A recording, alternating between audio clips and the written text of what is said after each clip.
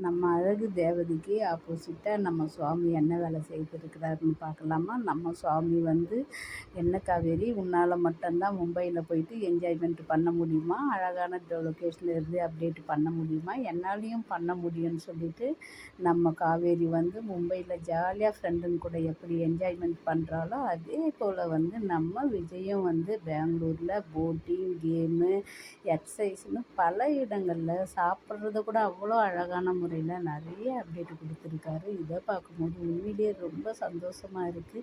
ஏன்னா நம்ம சுவாமி வந்து ஹிந்தி சீரியல் நிறைய அப்டேட்டு எல்லாமே பண்ணிக்கிட்டு இருக்கிற இந்த டைமில் காவேரி ஃப்ரீயாக இருக்கிறதுனால மும்பை போயிட்டா. ஆனால் நம்ம சுவாமி ஃப்ரீ கிடையாது. ஆனாலும் நம்ம காவேரி இவ்வளோ அழகாக நம்மளை சந்தோஷப்படுத்துகிறான்னு சொல்லிட்டு நம்ம விஜய் சந்தோஷப்படுத்தணும்ல. அப்போ தானே இவங்க அது அழகாக வீக்கான்னு சொல்லிட்டு இப்போ கன்ஃபார்ம் பண்ணிட்டாங்க. பெங்களூரில் அந்த அளவுக்கு சுற்றி டைம் ஸ்பெண்ட் பண்ணி நமக்கு அப்டேட்டு கொடுத்துருக்காரு. ஏன்னா அவருக்கு அவ்வளோ வேலை இருக்குது. அதையும் விட்டுட்டு ஃபேனுக்காக இவ்வளோ அழகாக பண்ணியிருக்கிறாருன்னா இது சந்தோஷப்பட வேண்டியது தான். நம்ம விஜயும் சரி, காவேரியும் சரி, இந்த அளவுக்கு வந்து சுவாமியாக பண்ணாமல் வீக்காவாக பண்ணியிருக்காங்க. சந்தோஷப்பட்டுக்கலாம். பார்க்கலாம். பாய்.